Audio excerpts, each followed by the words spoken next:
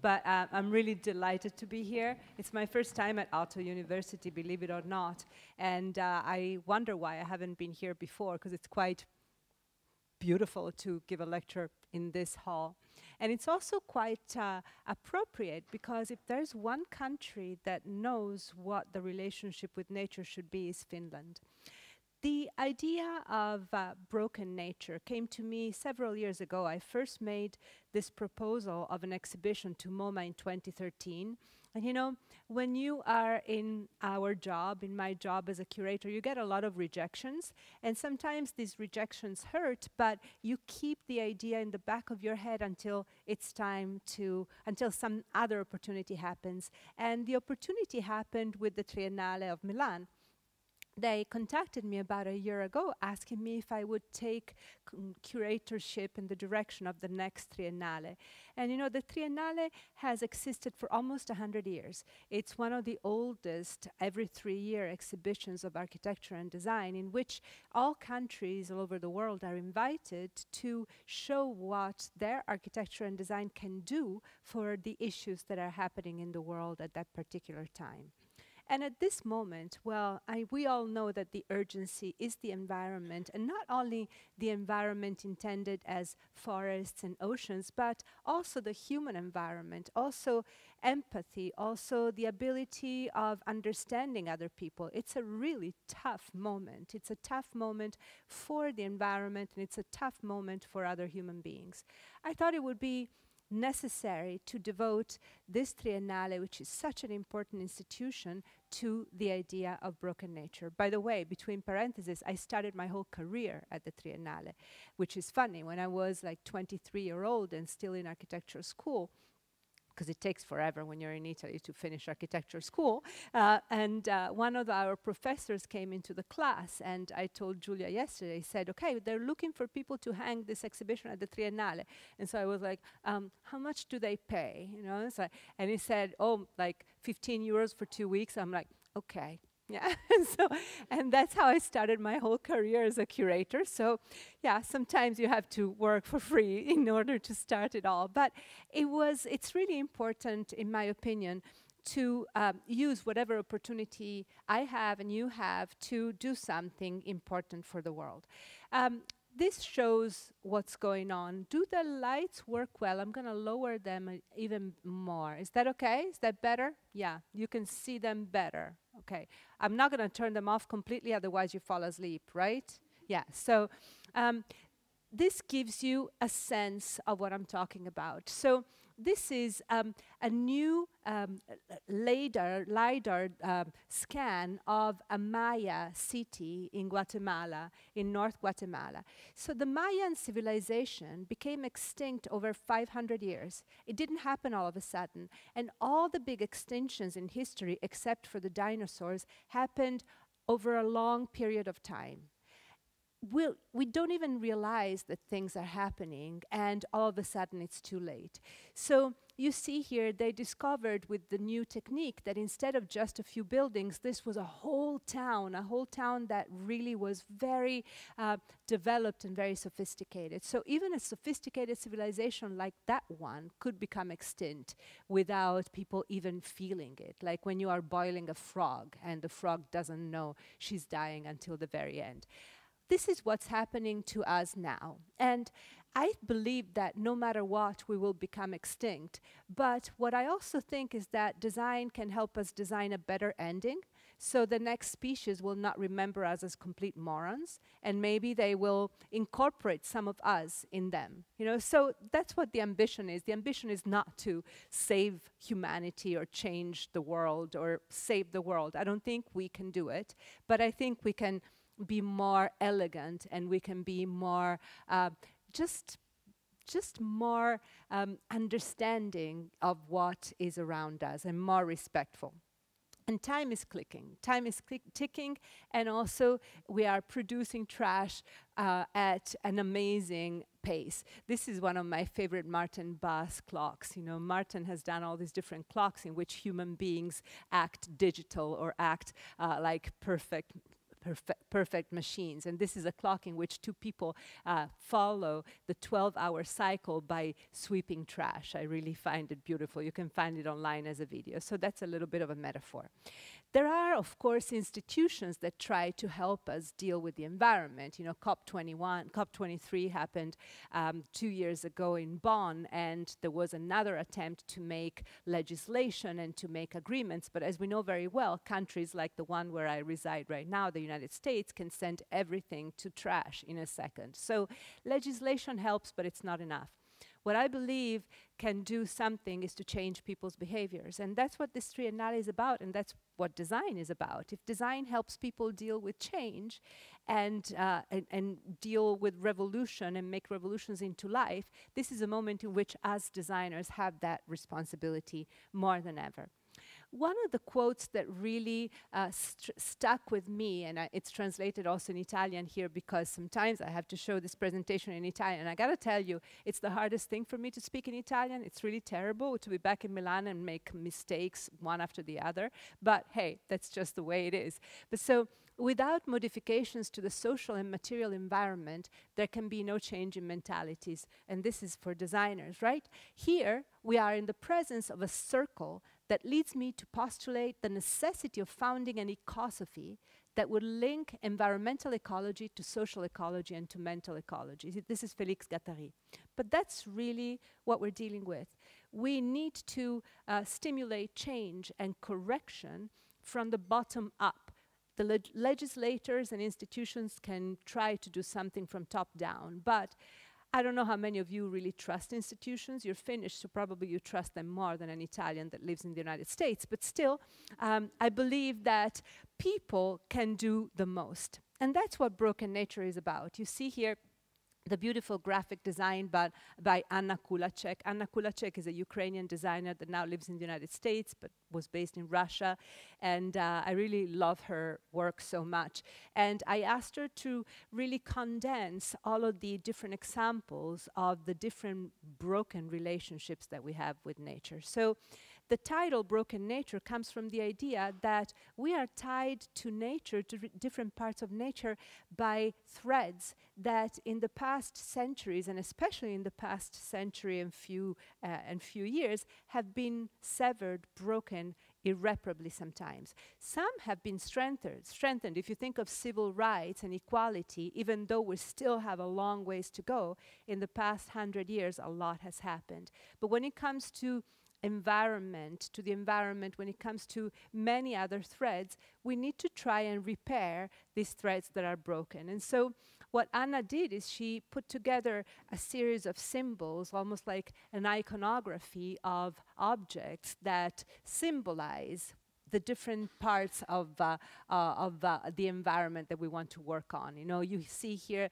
in this image, you can see antibiotics resistance, waste, ecosystem erosion, and so on and so forth, the food chain. So these are all the different aspects that we want to cover in the Triennale. But what is important is to create a circle. And even design has to start thinking in a more circular and metabolic way. I use a lot this diagram that was concocted by Neri Oxman, a really great friend, wonderful designer, great professor at MIT at the Media Lab. Neri has been working on this cycle of creativity for a long time.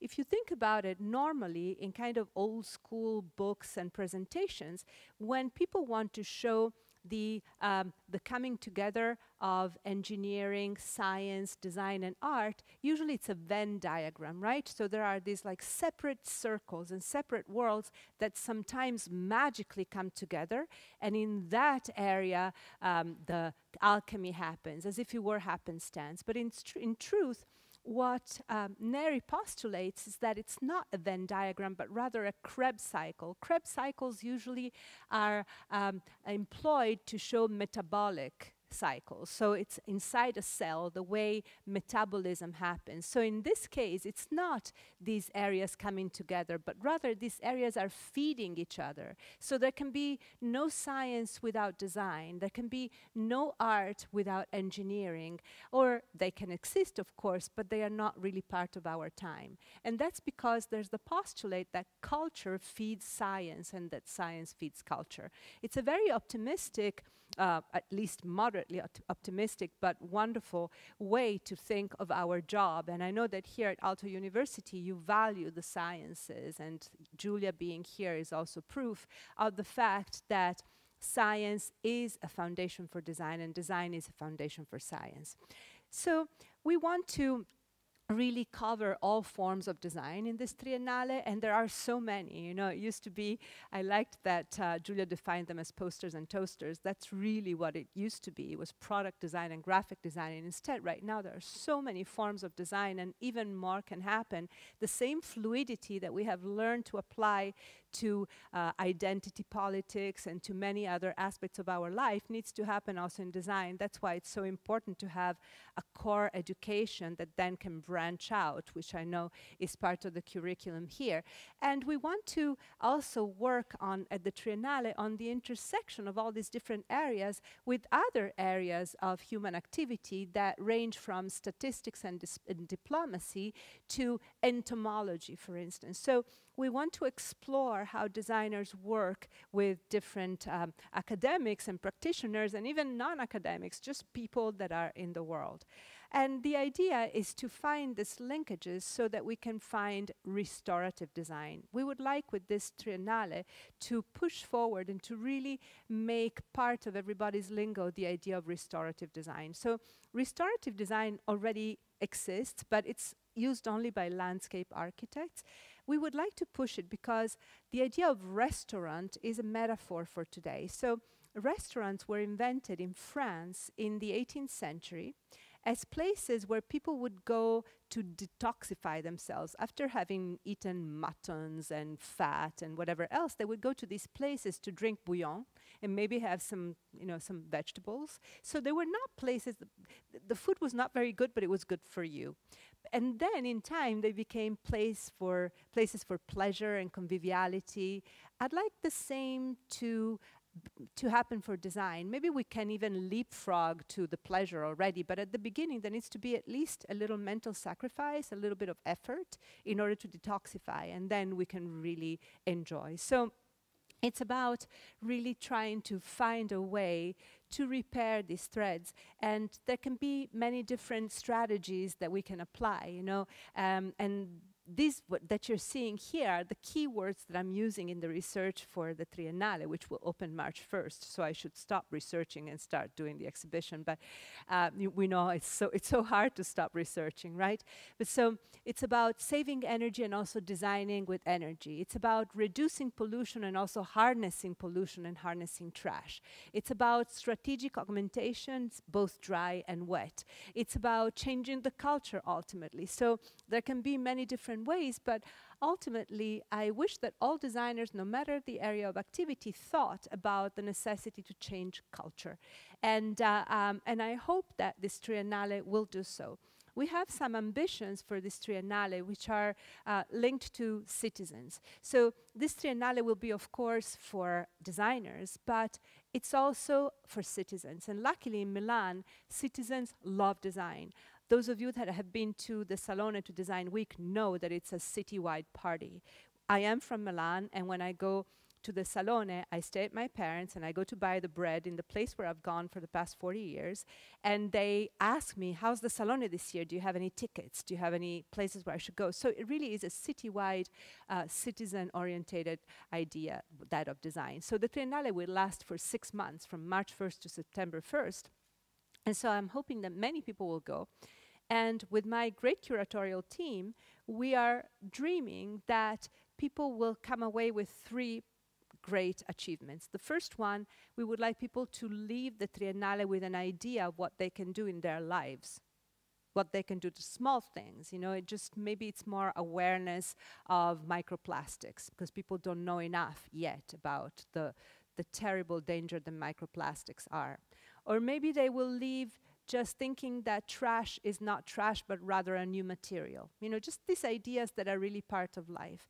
Secondly, we would like to help people think that we are part of a system, that everything is part of a system. For example, when the Rana Plaza tragedy happened and the building collapsed in Bangladesh, killing more than 1,300 sweatshop workers, people immediately, as a knee-jerk reaction, stopped buying clothes made in Bangladesh. But that's not the solution, because then you're going to put people out of work and they're going to starve and something else is going to happen. So think as a system.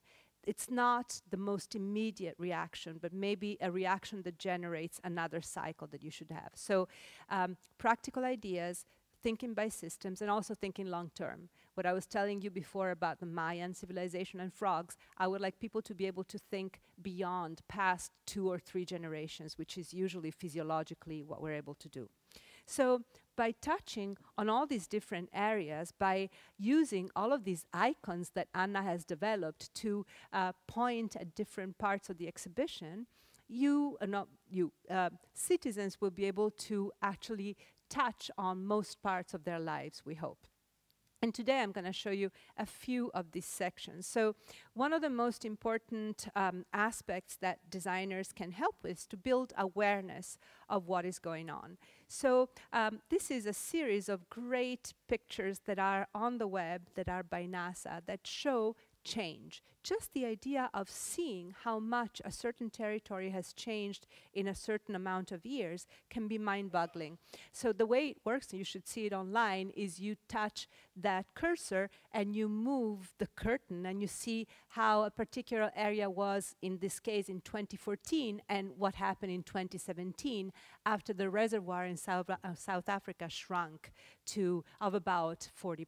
So it's amazing to be able to see what really change means, and this is a work of design. We also would like to commission design. There's a wonderful state of the world's plans kind of study that's done by the Kew Royal Botanic Gardens in the UK. And we would like to commission probably Giorgia Lupi, who's a wonderful visualization designer, to kind of give a sense of this world plans record on the walls of the Triennale. So this is another form of awareness, to see how many species are disappearing. This is the island of Socotra in Yemen that has not been accessible because of the civil war and because of the blockade that the Saudis are doing in Yemen. It hasn't been accessible for a long time, so scientists do not know what's happening to the amazing. I've been dreaming of going there because they are the weirdest plants in the world. It's like being on Mars. So people don't really know what's happened to that kind of biodiversity. And as you know very well, biodiversity is one of the biggest patrimonies of humankind and needs to be protected by any means necessary. Awareness is also trying to understand how our urban environment is faring. And so there are many ideas of apps and using augmented reality that can tell us really what the situation is at hand in cities. They work on sensors that are being developed right now that could be applied to smartphones. So there's a lot of work towards awareness that designers are operating. And that's where the activism happens. Designers are activists of a certain kind. They are quiet activists, maybe not so quiet sometimes, but they're very practical activists, and that's what I love. You might have heard about the ocean cleanup that Boyan Slat, this young, everybody says teenager. He's not a teenager anymore because it's been a while, but he's in his early 20s. But it's an incredible initiative that just now became reality. Last week, 10 days ago, they did the first barrier of cleanup of the oceans in San Francisco. So it's one way to try and get rid of not yet microplastics, but they'll get there. Just the attempt to filter the ocean, it's with like these big barriers. Or another form of activism is done by highlighting injustice. I'm sure you've heard before, and if you haven't, please go look at their work about forensic architecture. That is a research lab at Goldsmiths University in London. It's fantastic because they have really started a new branch of architecture and design. They apply the techniques and the analysis tools of architecture to gigantic surveys or researches. For instance, they help a lot the World Tribunal for Injustice, and in this particular case, you see here the Juventa case, so they're also using the techniques of architecture and design to render migration patterns in the Mediterranean and see what happens when boats are forbidden from entering harbors. So they're really trying to help the authorities get closer to reality. The work of Trevor Paglen, I mean, he falls in the art group, if you want. I mean, art and design sometimes are really coming together lately. But this is what he did. He was able to actually make a radioactive cube using Fukushima detritus, and now this cube is in Fukushima and cannot be accessed because it's dangerous. But it's a way again to like highlight a problem by rendering something visible, as is the work, did I go backwards, sorry, as is the work of Jane Withers. Jane Withers is she calls herself a curator, but she's really an activist and an educator. She's based in London, and she's been working on water for a really long time. And this is something, the Wonder Water Cafe, that she started a few years ago and that hopefully she'll continue. This was at Beijing Design Week. She collaborated with the cafe and convinced them to let her print on the menu the water footprint for every element of the menu so that people would know how much water was used, you know, by using this concept of embodied energy that can really look at the whole life cycle of an object or a food, but showing how much water was used. Now, you know, the most staggering statistics relate to jeans. If you find out how much water is used for a pair of jeans, it's staggering, and actually many companies like Levi's are working on ways to reduce the water that is used for that particular process. So, and then, of course, another way to be activist, it's very simply to change the way products are made. The Fairphone is such a great example of quiet activism. And of course, it's about citizens wanting to be fair. I'm sure you're familiar with it. It's from the Netherlands, and it's a phone that doesn't need to be thrown away. You can change parts, you can repair, and it's also sourced, and you can recycle, especially the metals that are necessary for the phone. Elegance under pressure, grace under pressure, and the whole idea of survival is also something that we want to highlight in the exhibition. Elegance under pressure ranges from dealing with the situation at hand and designing really elegant pollution masks. This is the work of Suzanne Whang, who is the designer, of course, in China, that usually takes sneakers, like cool sneakers, and makes them into pollution masks, or the development of new paints that can filter some of the really fine particles. This is an architectural competition that happens every year at MoMA PS1, and that it was won a few years ago by this company, HWKN, that applied to this structure, this paint, and of course trying to make the surface of the structure as big as possible by making the structure more articulated. Grace under pressure also comes from finding solutions that are no-brainers and that require the collaboration of neighbors, of a whole neighborhood.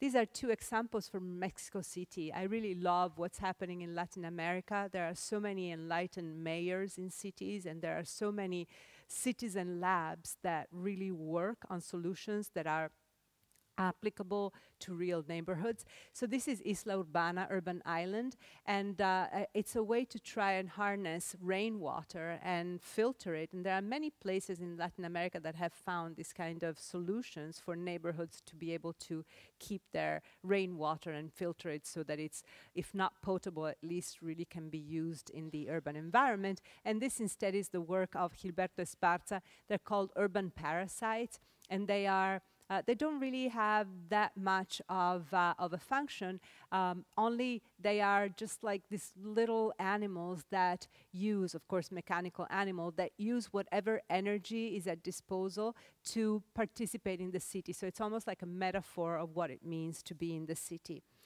Elegance under pressure and survival sometimes means developing kits for safe birth. You know, birth is still one of the biggest dangers for so many women and children and babies around the world. So even having this company, in India is another place where a lot is happening. I don't know if you've read this about this man that developed a new sanitary pad. So I think it's called Padman instead of Batman. There's a documentary about it. And we're not including it in Broken Nature because sanitary pads are still a problem. The Ruby cup is going to be instead what's going to be included. But it's really fabulous how India is developing these solutions that can be applied to their enormous population at scale and that are very low cost, but still very functional and very viable. And then there are also projects that are about survival that are just fantastically poetic.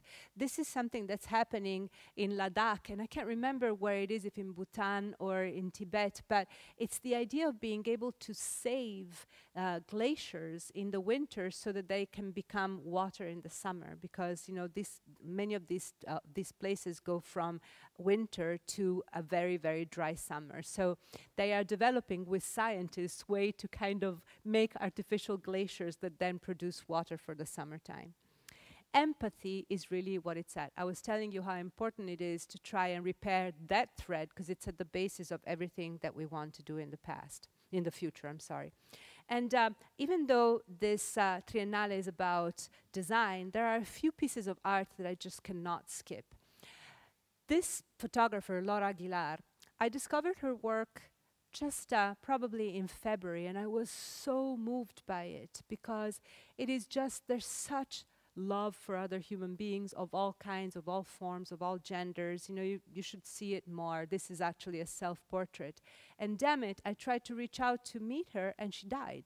She died in April.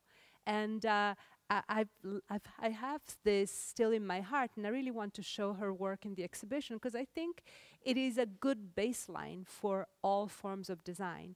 And of course, I was telling you before how sometimes art and design go together.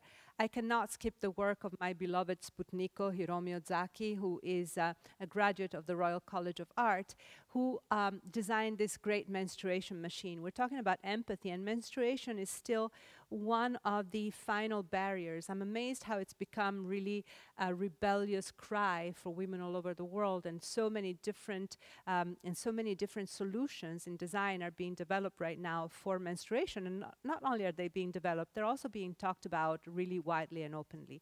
It's really great rebelliousness, and this was a long time ago, the first time I saw it, but it's basically a fictional machine, it looks like a chastity belt, to make men experience the whole menstruation. So that it has electrodes that go to your lower abdomen and give you cramps, you know, with electrical shock, so you feel the cramps. Then there's a reservoir in the back that you're supposed to fill with your own blood that you draw, and then it delivers your blood between your legs. So it's this whole thing, and it's truly about empathy. You want to know how it feels? Here is how it feels, pure empathy.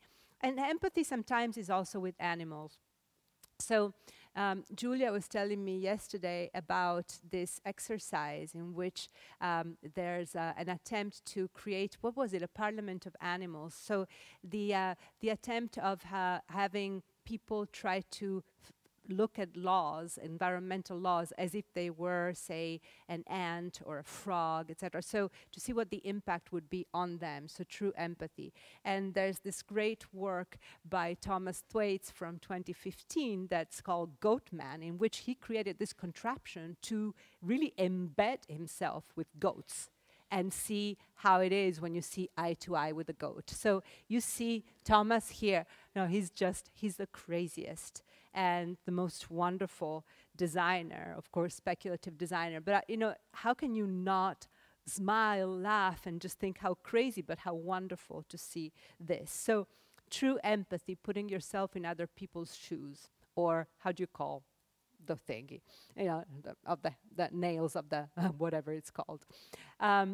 Materials, old and new, are really also the basis of design always, but right now we really have to work on materials because we need to be able to recycle them, we need to be able to dispose of them, we need to be able to know that they're not going to go anywhere, that they're going to stay with us.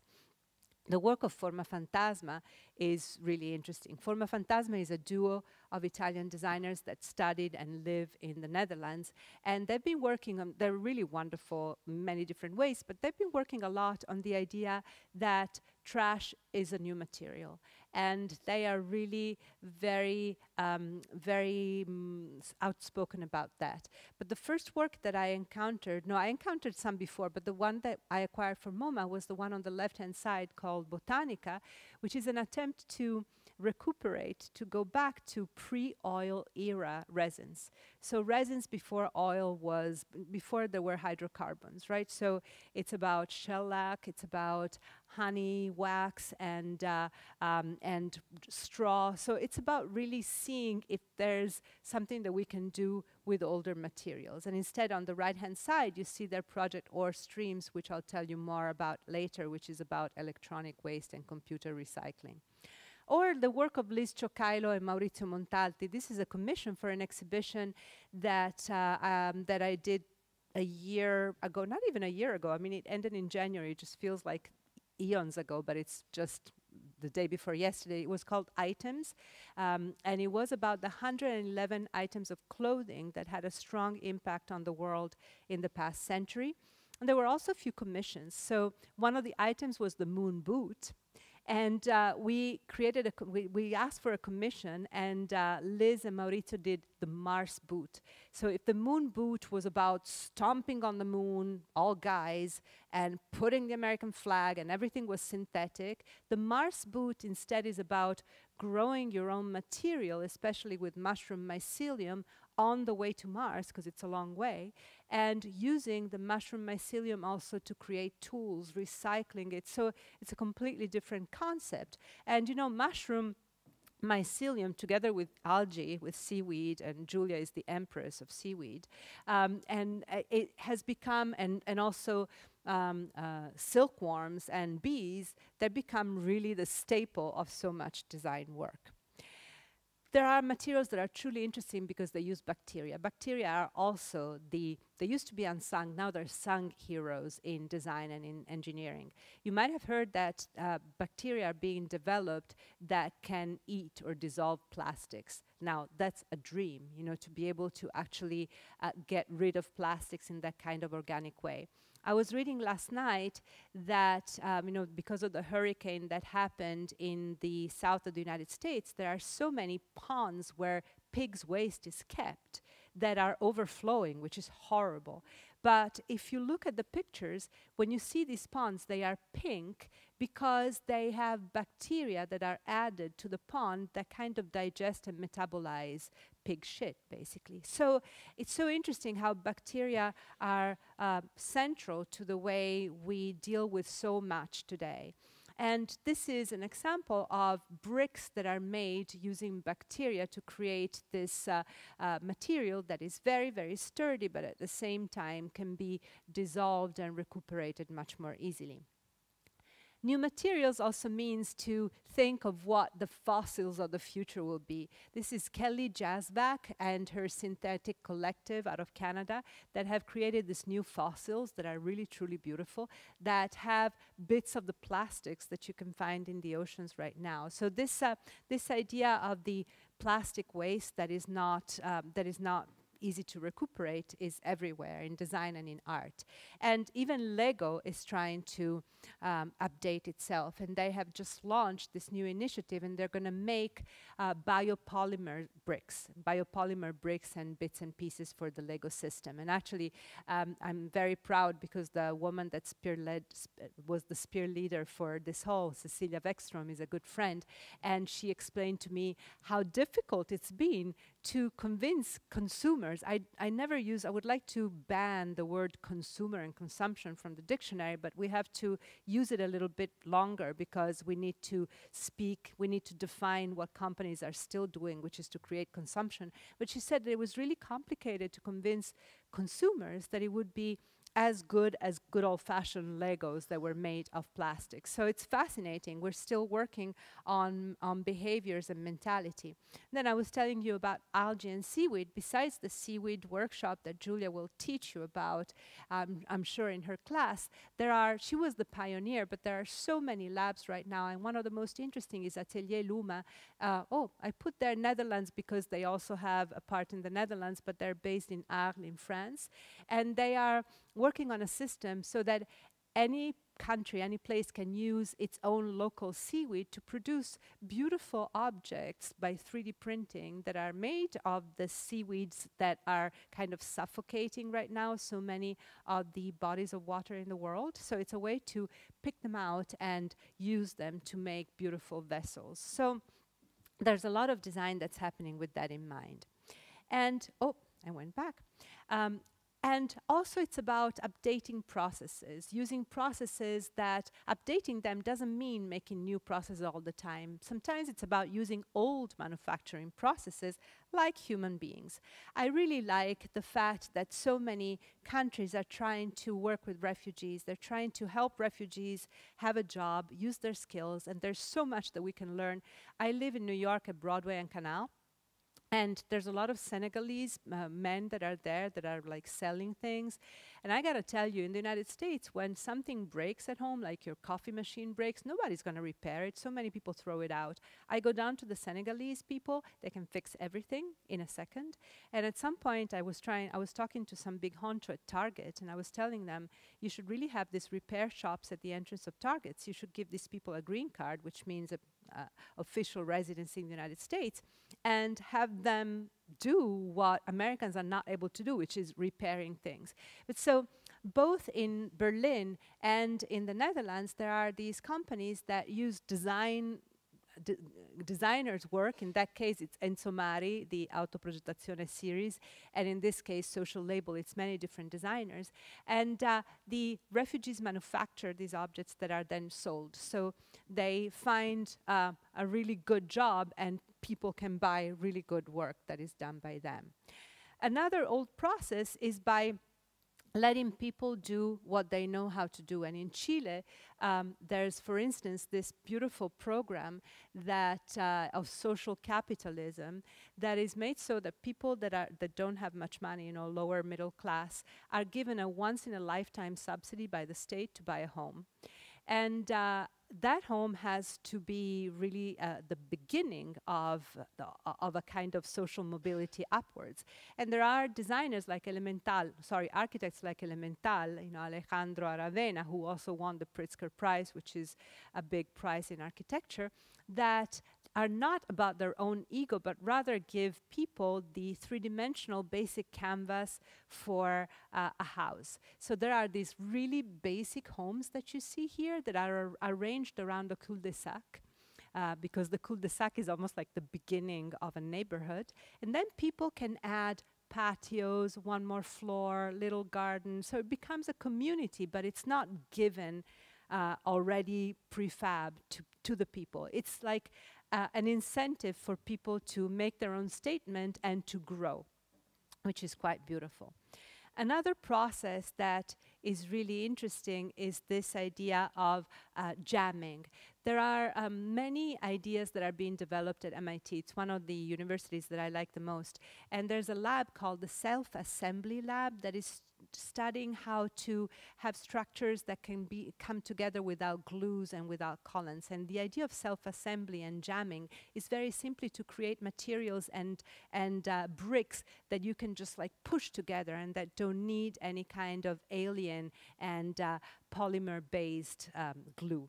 And so this is really interesting, this particular experiment that is biowelding. So it's made with biomaterials that, because they're biomaterials, then form their own kind of welding. And all new processes also involve synthetic and 3D printing of bacteria, of natural organic material. Autodesk is a company that those of you who are architects might know because they have been doing all the kind of like CAD drawing software for a long time and 3D printing. And right now they're working on software to develop viruses. And we acquired at MoMA one of their first viruses. of course, you cannot acquire the virus, so we acquired a 3D printed model of the virus. It's almost like acquiring architecture. You can never acquire the building, so you acquire models. So even design goes back to that. It's quite fascinating. New processes also involve harnessing energy and working with energy. I love how different countries are doing solar cell fields. This is one in China, I'm not kidding. So, and there are many other, but I find it quite lovely. But so solar energy and the idea that energy can become a material is quite fascinating. This is the work of Philipp Lahm. Philipp is a Swiss architect working in Paris, and he starts every design looking at the climatic and temperature and air quality situation, even of one family building. So he builds with climate first and foremost, and the materials are just as much as is necessary to harness the space through climate. Waistline. Please notice, even though this is not an English-speaking, well, it's an English-speaking but not English-based country, the pun is intended. So it's not waistline, it's waistline. And the idea is that we look at so many developing countries, and I put developing between quotes. I really don't like the idea of developed and developing countries because it's based on an index that is very capitalistic and Chicago University, Chicago School of Economics, right? So if you look at it from a cultural viewpoint, so many of these so-called developing countries can teach us a lot. And when it comes to waste, there's this romanticism on the part of developed country that developing countries know how to use waste. So this is Maya Pedal in Guatemala, that is indeed a wonderful company that recycles all parts of bicycles and other to create machines that then can harness energy or can be manufacturing machines. So very poetic. Or in India, there's this composting company, it's called Daily Dump, and they manufacture these beautiful vessels that are very much part of the material culture of India, but that are about composting in a new way. So they contain within a traditional and recognizable form new processes. But in truth, this idea that developing countries can deal with our trash is a little bit presumptuous and needs to be ended. This is in Johannesburg, one of the markets that are called that is called the piles, where so much of the clothes that we just like dump from the so-called first world end when we send them to Africa. And of course, there are stylists that are doing a wonderful work reusing these objects and these clothes. This is the work of Ibrahim Camara, who's a stylist that right now, just last week in New York at Fashion Week, had tremendous success. And that's what he does. He uses everything from the piles. And actually, he was one of the photographers, together with Kristen Lee Mullman, that we commissioned for the items catalog that I just gave to Julia, so you have it in there. But in truth, this is the problem. You know, this is the kind of stuff that we send. And even people in Africa have had enough of our trash. You know, it was here, October 2017, for dignity and development, East Africa curbs used clothes imports. Enough. We don't need your crap. Right? And it's very interesting because once again, it's about us starting to think by systems and not just like doing what's knee-jerk reaction, doing what's easy immediately. In reality, trash can be a new material. And we should think about it this way. And that's what Forma Fantasma have taught me. I mean, I had an inkling before, but they made it so clear. And trash, of course, can be all sorts of trash. So there's a very famous experiment or collection by Martino Gamper. Martino is an Italian designer living in London. And quite a few years ago, I didn't even put the date here, I'm so bad, but you know, quite a few years ago, he did this experiment called 100 Chairs in 100 Days. Every day he would go around the streets of London, pick up whatever he found and make a chair. So it's almost like a manifesto of the kind of ingenuity that comes from finding trash in the street. And of course, you can do a lot of that if you go to Sao Paulo in Brazil, you know, and many people do. But doing it in London shows, hey, it's not only in the developing world. But of course, in the developing world, you can do a lot. And this is the work of Ilkka Suppanen, and Ilkka is from here, of course. And he worked together with curators and other designers in Sao Paulo to work with the people of Sao Paulo and make these great robots out of trash. So it's not only London, it's not only Sao Paulo, both countries can do the same. Also, the idea of trash and of recycling has changed. I wanted to show you here the evolution of recycled plastics. You know, about I don't know, 18 years ago, 15 years ago, it used to be this disgusting confetti kind of like texture. You remember, it was like really tacky. There's nothing you could do that was really that could really meet the standards of a good designer. And then, you know, you went to the Emeco Coca-Cola Navy chair. There was a program of recycling PET, polyethylene, that was really amazing. And Emeco is an American company that normally does aluminum chairs, and they partner with Coca-Cola to start making them in PET. But you can still see that it's kind of recycled. And then you have the work of somebody like Dirk van der Kooi, much more recently, that is quite beautiful. So he uses the interiors of refrigerators and melts them down, and then there's a robotic arm that deposits, almost as if it were toothpaste, deposits according to a digital file, the slur with some color in it on the side, and then you get these chairs that are fantastic. And yeah, people can tell you that it's recycled plastics, but it doesn't really matter. It's another material. It's a new material. So I really like to see what designers can do to reuse materials that way. Parley for the Oceans has been working with companies, with all kinds of companies, from Adidas to, what's it called? I don't remember, Raw something, the company that Pharrell Williams is involved with. And they have trying to take ocean plastics and convince companies to work with it. And so you see here what Adidas did with them, and many of the shoes are for sale right now. So trying to go past the first phase of restorative design, past the bouillon and the chicory, and it's already pleasure. You know, so you can see restorative design doesn't have to be really harsh at all. The idea of repair is important. I was telling you before about the Senegalese men and women. Well, it's usually men at the corner of Canal and Broadway, but you know, that know how to repair things. And this is something that is almost like a movement for designers.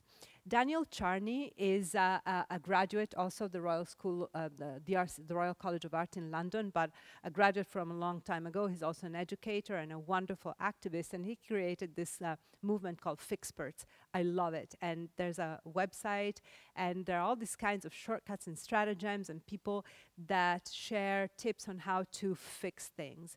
There are ways to make tools for elderly people to wear socks, you know, all sorts of like really intelligent stratagems that designers or everyday people can come up with. And it's just important to know that this can happen and that people can do it at home, or that they can have it done by experts. So while I had thought of that target idea some time ago, Martino Gamper, because he's the best, did this with the Serpentine in 2014 at the Milan Design Week. It's called In a State of Repair. La Rinascente is the most important, well, it's a great department store in Milan, in Piazza del Duomo. And Martino convinced them to put these repair shops outside of the Rinascente, where you could go to have your chair recaned, or you could go to have your bike fixed. You know, there were 4 of them that were doing different things. But so to bring back this, that used to be the culture that I grew up with in Italy. You would never throw anything away. Things would be fixed. And my grandmother and my great aunts and I would remake mattresses every summer, would take out the wool and just like replenish it. So it's this culture of repair that needs to be brought back. Repair can also be at large scale. Skylar Tibbetts, who's the one that worked on the jamming, he's the self-assembly lab at MIT, is also working with the Maldives to try and see how the sandbars can be replenished and reconstituted, not by pushing sand against the beach, but rather by seeing scientifically, MIT is a polytechnic, so it's really about engineering and science, what kind of objects should be placed in order to rebuild, you know, so it's almost like trying to do a digital file, and also by trial and error, there might be some objects that should be put at different angles with different heights that can help the sandbar be replenished. And there's an Australian effort right now called Mars to rebuild the coral reef. Just 2 days ago, there was another cry and another alert because so much coral was completely blanched out. Coral is cooking in the ocean, and it's going to take 3 or 4 generations if we fix things for it to come back. And Alex Goad in Australia is trying to create this particular structure that can be a scaffold for coral to regrow. And Sputniko, once again, my beloved Hiromi, has been working on these Nano Hana heels that are supposed to be really fashionable high heels to replant seeds in the Fukushima area. So what she always does, you know, she's the same on the menstruation machine. She always, in England and in the United States, she's considered a designer. And actually, she's the daughter of mathematicians, so she is. But in Japan, she's a pop star. So she always starts with the object and then embodies the object, and then she makes a music video, and it's quite funny. I mean, there's some really, the menstruation machine music video is hilarious. And the same with the Nano Hana eels. There's always something that is girly and that is just an attempt to make light of something really serious and therefore highlighting it even more in a pop way. Partners, old and new, are also very important. Just like we talked about old and new materials, we talked about old and new processes, and partners also old and new are important. I was telling you about the heroes of today's design. You know, this is the case of the silkworms. This is Neri Oxman and her mediated matter lab at MIT. They found a way to study how silkworms behave in different conditions of temperature and light, and therefore created the conditions scaffold for the silkworms to build this pavilion. So it's about not imitating nature in architecture, but rather harnessing nature and building together with nature. And so many designers are doing that these days. And so many are also paying attention to nature and to other partners. I was telling you about the importance of bacteria. Well, this is a Japanese manga. It's Moya Simone. Moya Simone is a boy that can see and talk to bacteria and microbes. So it's also nice because if you look at some of the work, it's hilarious. You know, there are pictures, there are drawings of Moya Simone being in a train car, and he sees all the bacteria in the train car. It's so funny. So it's really quite fantastic. Partners, old and new, you know, here are some new partners, humanoids. Humanoids can actually do things better with less energy and with less waste than we can. And this is the work of Ishiguro Hiroshi, who is a professor in Osaka. He's not a robotics professor. He studies the relationship between humans and machine. And in order to do so, he creates machines that are doppelganger of people and see what happens. And in this particular case, the doppelganger is the doppelganger of a television personality, is a cross-dressing television personality called Matsuko Deluxe. And he created Matsukoroid, that's the humanoid corresponding to Matsuko. And the man and the humanoid have a television program that's very successful. So it's quite wonderful. I mean, we have, in the West, we have a different relationship. Not all of us. I actually measure, there's a curve, you know, that measures the relationship that humans have to machines as machines get more similar to humans. And Eastern people have a different curve than Westerns. I measure like the Eastern way with robots, so it's nice. You know, I feel very comfortable. If I had my own doppelganger, I would really be happy. So, so strategic augmentation, stronger, faster, smarter. So all the way until now, only people that had some so-called disability have required prosthesis, right? So you see Hugh Herr on the left-hand side. Again, Media Lab, what can I say? He's a double amputee because he fell off a cliff when he was already an adult. And he has the Biomechatronics Lab at Media Lab. So at the beginning, he was making prostheses that would bring him back to the ability that it was called normal, to the baseline, right? So he was working on making the perfect ankle so you could have a real gait.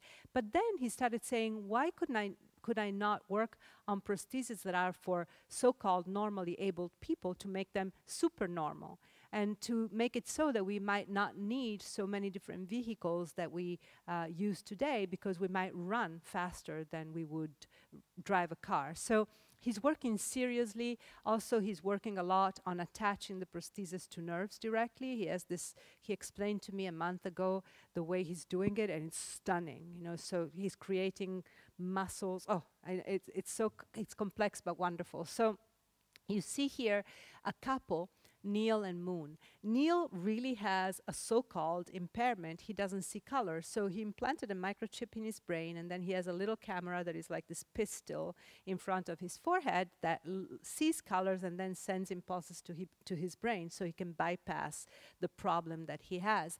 Moon, his wife, doesn't have any impairment, but she implanted a microchip in her elbow that is connected to seismographic institutions, so she can feel earthquakes in her elbow when they happen in different parts of the world. She's an artist and a performer, so it's okay.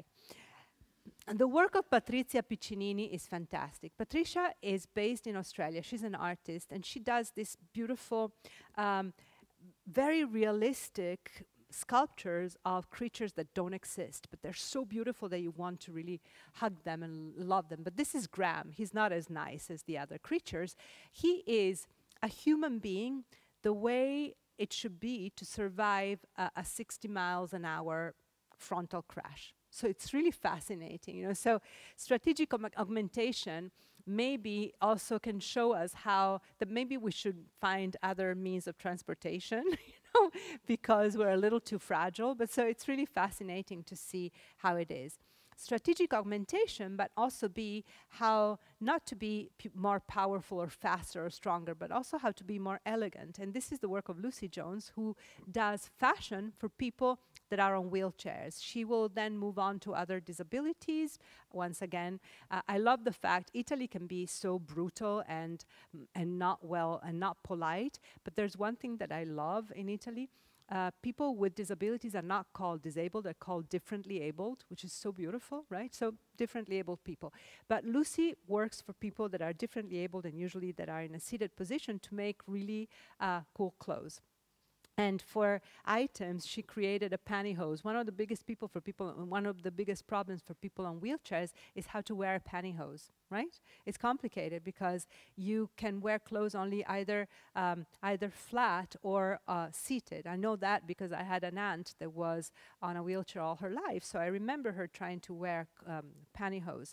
So the way she did it was by making a pantyhose that has a side that you open, and also by making the crotch really low, which also has the added advantage to keep the legs together, because sometimes if you don't have control of your legs, they open. And so it's just so beautiful, and that's what she does. And in this case, you see a beautiful shirt that you can wear quite easily. Cycles and systems. I was telling you how important it is to show people that they should really think by items and systems.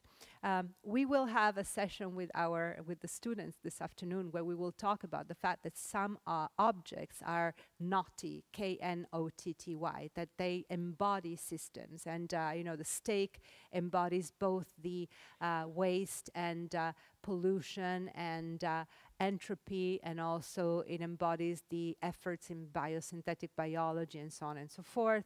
The Bitcoin is about this whole digital world that is parallel to our physical life.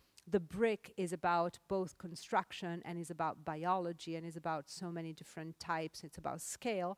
And the flip phone is about manufacturing and the need to streamline cycles and supply chains. So, and then we will have more this afternoon. But it's about helping people understand that it's a whole system, and that also clothes can be parts of a system and a cycle. This is the work of, it's called Transitory Yarn, Alexandra Frustofer. And it's about thinking of making clothes so that they can be repurposed. The same way we think of the Fairphone, you know, so, or other types of products that can be repurposed very easily. Once again, I would like to employ visualization designers in the Triennale to show people this systemic nature of things. And this is what Giorgia Lupi did for the items exhibition. She put all of the 111 items in connection with the United Nations goals for sustainability to see how they were faring. So it's about letting people understand that it's a system everywhere we go. and that it's important to think about it as a system because we only have one life as a species, and so much can be lost. I don't know if any of you saw this great exhibition at the Fondation Cartier. It was about the work of Bernie Krause. Bernie Krause is a bioacoustician.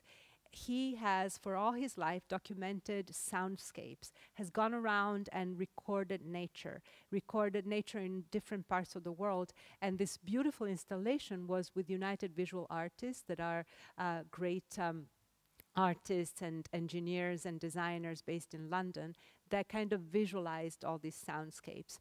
And it's about showing the fact that biodiversity is being lost. And it's not only biodiversity that is biological, it's also acoustic. There's so much of our patrimony that we're losing and that we will not get back. One Life Remains is actually the title of this wonderful video game that, of course, was made by French, because the French can be so great at giving a pop facade to very, very deep concept. This is a video game that you cannot finish in your lifetime.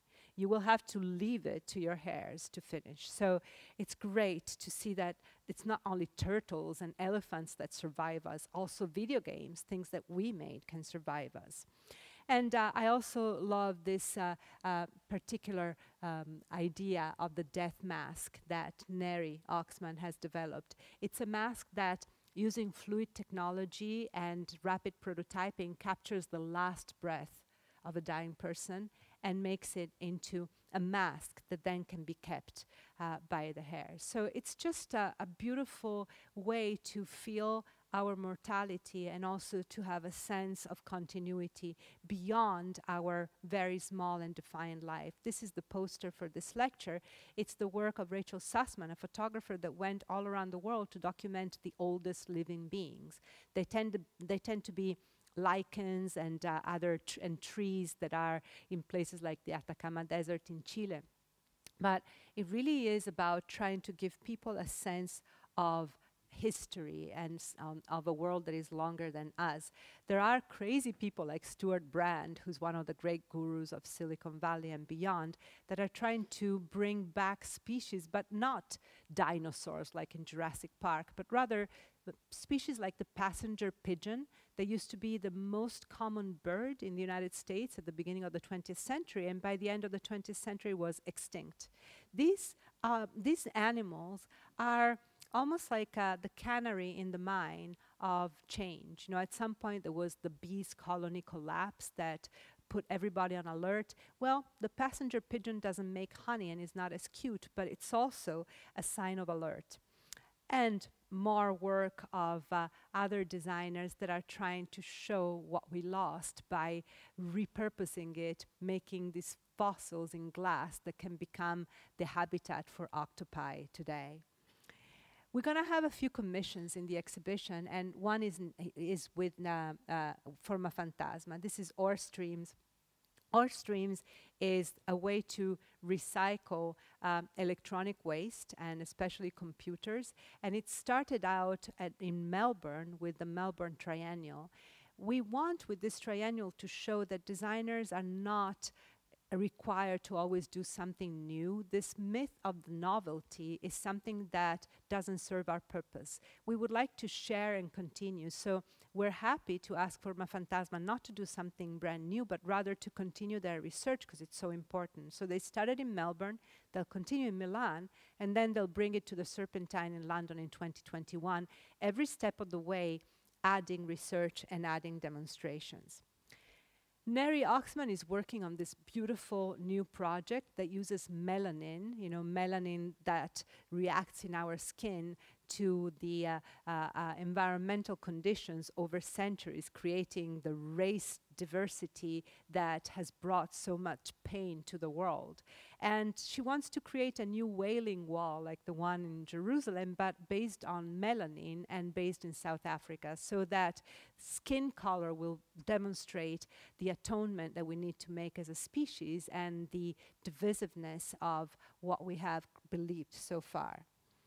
Sigil is a collective of architects from Syria, and what they do is a multi-year project that is about monuments to the crisis in the Middle East. And every time it's really poetic, and this time they want to talk about birds that have become extinct in the Middle East and relate them to groups of people, and therefore use them as a metaphor for the conflict that seems to be endless in their region. So you see, it's about many different types of nature that is broken. And if you have time, we've already started a website. As Julia told you, I always try to document our research on a website because people are interested, because it helps us with the research, and also because it remains after the exhibition. So it's brokennature.org, and you'll find a lot there.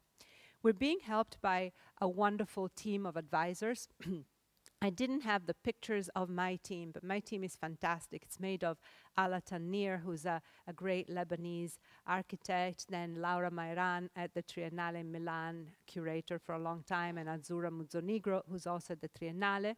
And then we have these great advisors that are based all over the world and that are good old friends in some cases, or new ones, you know. So Jamer, you might know, because he's been coming here to the university to teach quite a few times, and he's fantastic. So this advisor, you find the list on the website if you want, and I'm headed towards the end of the hour, and I don't want to drive you crazy. And this is, again, the beautiful graphics that Anna developed that you can also find on the website. The Triennale will start March 1st. It will go on until September 1st, and I hope that you'll have a chance to visit Milan and to see it then. In the meantime, you can find more information at brokennature.org, and of course we have an Instagram, and we use a hashtag #BrokenNature. So please follow the process and be inspired and be critical if you want. I know that our role as designers is not anymore to make things for consumption, but rather is to change behaviors slowly but surely. And I hope that this philosophy will animate your work and your career. And I thank you very much for being here today.